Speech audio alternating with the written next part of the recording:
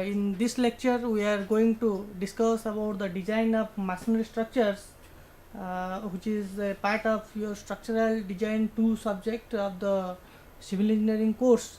And in this lecture we will discuss about the design of masonry structures, that means the design of various elements which are made up of masonry structures.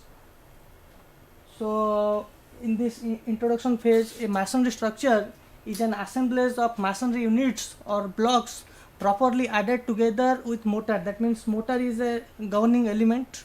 So the masonry units generally are solid or perforated bricks or stones, concrete blocks or lime based blocks or burnt clay hollow blocks which are completely hollow inside. So in briefly we can say the masonry structure is an assemblage of masonry units or blocks which are properly added by means of mortar. And in this lecture we are going to cover the chapters, that means design of masonry walls, design of masonry columns, design of masonry piers, which are raised structures used to support the span of the bridges, and the buttresses, design of masonry buttresses which are used to support the walls, and the design of masonry wall footings, and which is used to transfer the load from the superstructure to the soil substrata. So first of all, the design of masonry wall. So in this design of masonry wall, two kinds of walls are there. One is load bearing, another is non-load bearing. So in this load bearing part, the wall is designed to carry an imposed vertical load in addition to its own weight. That means in addition to its dead load, it has to carry the live load. And in case of non-load bearing wall, the wall that does not resist or support any load such that it can be removed with the approval of the structural engineer without jeopardizing integrity of the remaining structure. That means no live load is there in non-load bearing wall. It is only used for separation purpose. So first we will discuss load bearing walls. In case of masonry structure, these walls are mainly constructed of load. The walls are mainly constructed of load bearing walls, and these walls used to transfer gravity as well as lateral loads. That means vertical load as well as horizontal load. While transferring design loads, the masonry is subjected to mainly compressive, tensile as well as shear stresses, which should be within the permissible limits, and the wall should not buckle or overturn. That means for safety purpose, these compressive, tensile and shear stresses should be within the permissible limits. So what are the design loads for this design of load bearing walls? So the design loads are mainly of two types, that is gravity load or vertical loads. The vertical load comprises of dead load, that means self weight and weight of superstructure, and the live loads, that means the live load of the superstructure. It will vary from structure to structure, and the lateral loads or horizontal loads. So these are the accidental loads, that means throughout its design period, the accidental loads may or may not come, and the wind load, loads coming due to wind pressure, and the earthquake load, loads arising due to seismic accelerations. So these are the codal provisions from IS code 1905/1987. So for the design of load bearing walls, we will use table 4, table 5, table 6 and table 7. So table 4 is in page 11, table 5 is in 13, and table 6 is in 14, and table 7 is in page 15 of the IS code, that is 1905/1987. So we will solve a numerical here, and the numerical is about the design of a load bearing wall. So you can go through the problem statement very clearly, which is visible to you in the television screen. And as per the problem statement, a hall of center to center dimensions 10 meter into 20 meter with a clear height of 5.8 meter up to the bottom of the slab is to be constructed with load bearing masonry walls using modular bricks. So from the problem statement it is very clear that the question is from the load bearing wall. and the roof consists of RCC T beams of dimension 40 centimeter into 80 centimeter with RCC slab of 12 centimeter thick. Beams being at 5 meter center to centers. Height of plinth above foundation footing is 0.9 meter. So it has been asked to determine minimum thickness of walls from slenderness consideration. So assuming the slenderness ratio, we will design the wall. So again go through the problem statement. So from the statement we know, you can see here the diagram. So there is a hall of dimension 10 meter into 20 meter, and the clear height is 5.8 meter. So clear height means the height from the top of the footing to the bottom of the slab, and RCC T beams are 40 to 80 centimeter with RCC slab of 12 centimeter thick. That means the T beams are monolithically casted. That means casted at a time with the RCC slab, and the beams are at 5 meter center to center distance. That means there are 3 beams. So 4 span. This is 1, 2, 3, 4. 4 span. So this is 5, 10, 15 and 20. So this is total 20 meter and this is total 10 meter. So we will draw the section in both XX and YY. So then we will proceed to the solution.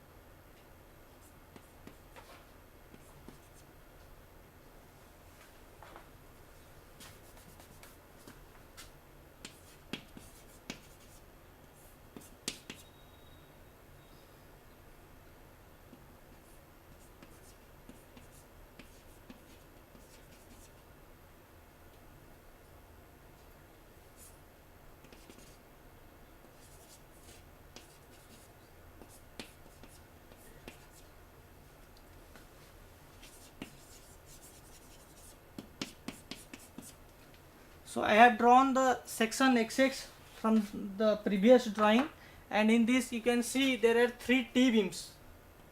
There are 3 T beams which are monolithic with the slab, and these are the walls, and this is the plinth level. And as per the problem statement, the height from the top of the footing to the plinth level is 0.9 meter. You can see above foundation footing, and here this is RCC footing, this is brick, and this is also brick wall. This is RCC slab of thickness 12 centimeter thick, and the T-beam thickness is 80 centimeter, which is monolithic also. So I am showing another section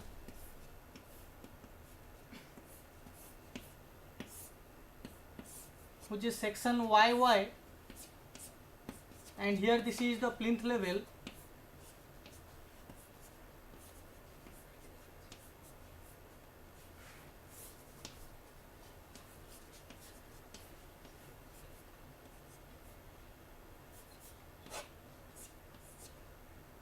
So you can see the beam will be visible from this, and the dimension is same.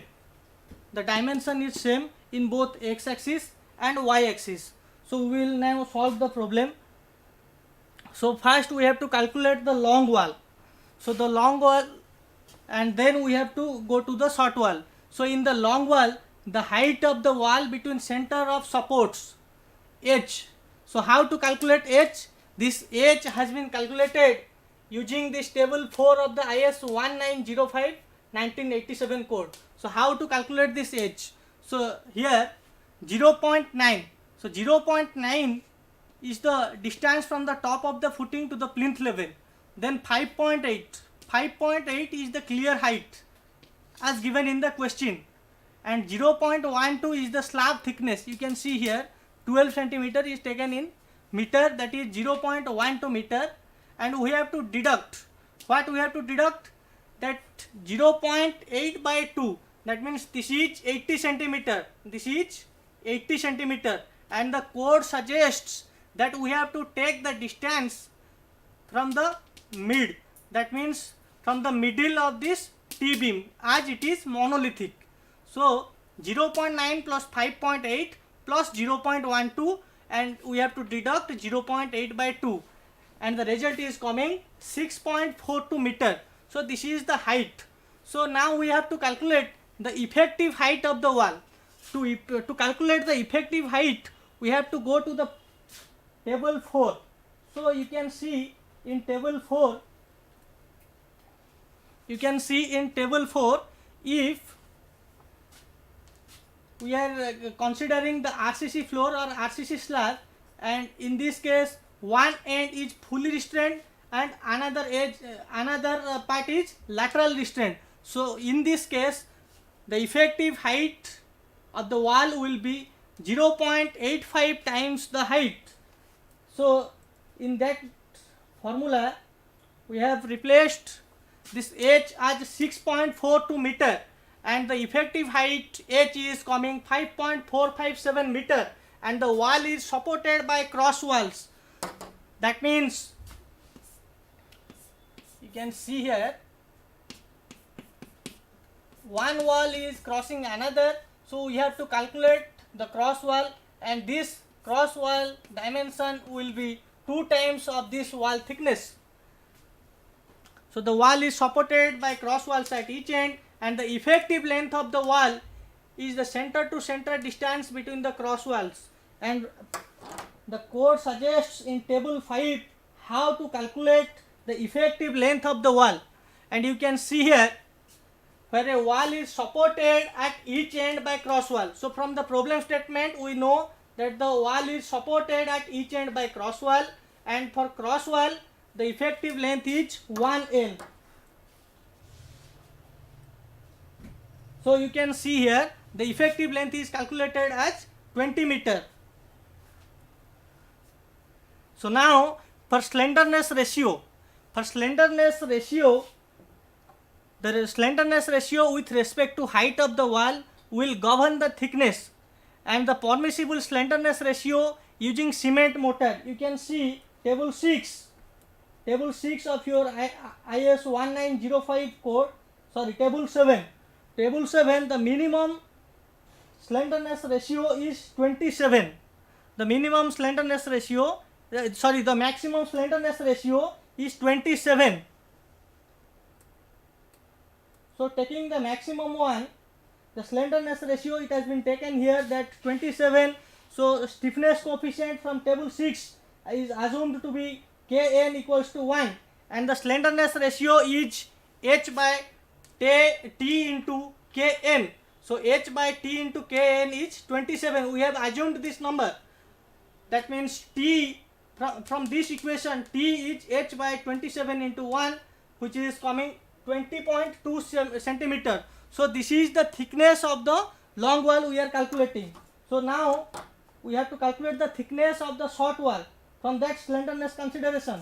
So in the short wall we have to again calculate the height. So in the short wall, what will be deducted? So in the short wall, see here, this 0.9 plus 5.8 plus 0.12 by 2, and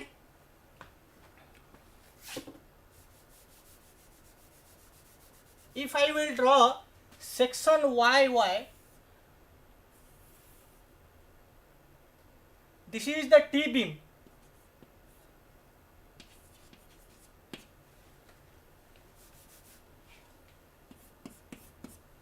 Section YY, and you can see here, this is 5.8 meter. This is 5.8 meter from the plinth level to the bottom of the slab, and 12 centimeter is the slab thickness. So see here how to calculate the height h. 0.9 plus 5.8 plus 0.12 by 2. That means from the center we have to calculate the height. That the total is 0.12, and from the center it will be 0.12 by 2. 0.9 plus 5.8 plus 0.12 by 2, and the result is coming 6.76 meter. So in this case, from the table we have calculated the h, that is 0.75 of the total height, and 0.75 times 6.76 is coming 5.07 meter. So from the table we have calculated this. It is also supported by cross walls at each end. So as in this case, the effective length will be same as the length, which will be 10 meter. So here the slenderness ratio also assumed to be 27. The stiffening coefficient is coming Kn equals to 1. So how to calculate the required thickness of the wall? So from this consideration we will calculate the thickness of the wall, putting the value of slenderness ratio as 27. So T is coming h by 27 into Kn, that is 1, and which is 5.07 divided by 27, and the result is coming 18.7 centimeter. So here the wall thickness is coming 18.7 centimeter in short wall, and in case of long wall it is coming 20.2 centimeter. So therefore, using modular bricks, the minimum thickness of the wall to be adopted equals to 30 centimeter nominal size, giving actual wall thickness. So generally we adopt wall thickness of 30 centimeter. And how to calculate this effective wall thickness?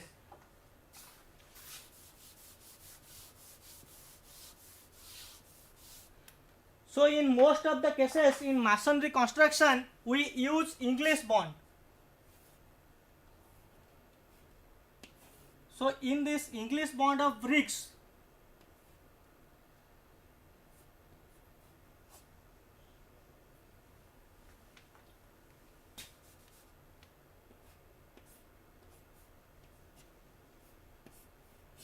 the bricks are laid like this. There is a gap. This gap is of 1 centimeter is kept for the mortar joints. So you can see here 1 centimeter is deducted. So if this is 30, that means if this is 30 and deducting this mortar thickness, the effective thickness is coming 29 centimeter, which is greater than 20.2 centimeters. Also it will be greater than 18.7 centimeter. That means the effective thickness is more than the thickness we need to design. So with this thickness, the question is asking the thickness of the wall only. So with this the design is completed. Now we have to check for the assumed value of stiffening coefficient. We have considered stiffening coefficient as 1, and you can see here For long wall, we have to check the stiffening coefficient once, and for short wall we have to check once. So in long wall, the center to center spacing SP is 20 meter and the actual thickness of the wall is 0.29 meter. That means deducting 1 centimeter, it is coming 0.29 meter, and the ratio of SP by WP is coming 68.97, which is greater than 20. From the Codal provision, it is greater than 20. And since cross walls are equivalent to pairs of width equal to thickness of cross wall, the TP is coming. I have shown here TP is the thickness of the cross wall, which is this is 0.29 and this is also 0.29. So 0.29 plus 0.29 is coming 0.58 meter, and TW is the actual thickness of the wall, which is 0.29 meter, and the ratio of TP by TW is coming 2. And here from the Codal provision, if TP by TW is 2 and the minimum stiffening coefficient is 1. So from the table 6 we have taken this. So for the short wall, again the center to center spacing of wall SP is 10 meter and the actual thickness of the cross wall is 0.29 meter, and the ratio of SP by WP is again coming 34.28, which is greater than 20. So we are in safe side. So similar to long wall, the TP by TW is 2, and for TP by TW ratio 2, the minimum value of stiffening coefficient from table 6 is 1. So whatever we have assumed for the design, that is the value of Kn is 1, is satisfied. That means our assumption is correct. So with this, the design of load bearing wall is completed. So in the next class we will study the design of columns. So as the communication is a one-way process, if you have any doubts in this lecture, you can contact me. So your queries are invited. You can text me through WhatsApp. So here is the WhatsApp number in the television screen. Also you can email me. Thank you.